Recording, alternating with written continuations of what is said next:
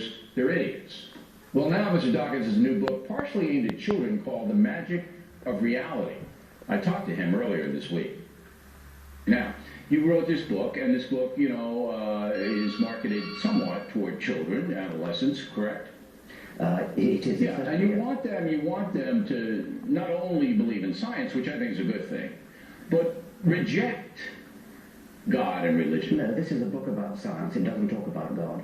It mocks God. I looked at it. It doesn't. Which bit have you looked at? I mean, I went through that book, and you basically are saying that everything can be explained by science, correct?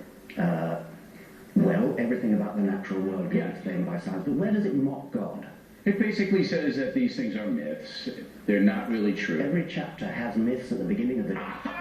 Some of them are Aztec myths, they're ancient Egyptian myths, Greek myths, Judeo-Christian playing semantic games with me. You know what you're doing. You're trying to get to the kids and say, hey, you're an idiot if you believe in God. And nothing to do with God. I'm talking about myths from all over the world. The Judeo-Christian myth is thrown in occasionally as one of many myths that come from around the world. Judeo-Christian philosophy isn't a myth. It's reality. This country was based on it.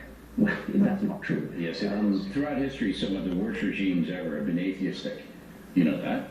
Communists under Stalin, Mao Zedong. Nothing to do with atheism. No, really, no. See, my hypothesis is that religion is a constraint on society. Goodwill toward men, treating everybody as Jesus taught, the same as you, how you would like to be treated, the Ten Commandments, they're constraints against bad behavior. Which of the Ten Commandments do you value? Thou shalt not make a graven image. Thou shalt not violate the Sabbath. Thou shalt not kill. Thou shalt not kill is a widespread belief all over the world. Not by Pol Pot or Mao Zedong or Joseph Stalin. They all had one thing in common.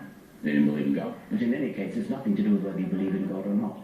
You don't see it's a constraint? You don't see religion as being a constraint on human behavior? The bad? Not really. No, really. I mean, I think there's been evil. I don't want to get into a shouting match about who's more evil than who. Are we shouting? What I do think is that there is a logical connection between believing in God and sometimes doing evil things. Sometimes, absolutely. You see that in the Holy War, the Jihad. Yes, indeed, but there's no logical connection between being atheist and doing evil things. Now, the last time we were here, you were honest enough, you were honest enough to admit you don't know the origin, whether it was a meteor or something like that. And you said to me, we're working on it, and I said to you, when you get it, let me know. That's how we left it last time. That was only about 2 years ago. And still, you don't know. Well, are you talking about the origin of life? I'm talking about the origin of existence, of human existence and plant existence and animal existence. How can it possibly help to postulate a divine intelligence to explain something complicated like that? If you believe in the teachings of Jesus or Buddha or someone like that who wants people to be peaceful and to love each other, that is a good thing. Yeah, but what's that got to do with the origin of the moon? Because I don't believe a meteor crashed into the Earth and made everything happen. Now, just a footnote to that interview. The last time Dawkins was on the factory, he told the press afterward that he was yelled at by me. That was a violation of the 8th commandment, because it never happened. But I brought him back anyway, because forgiveness is a Christian tenet. Upcoming.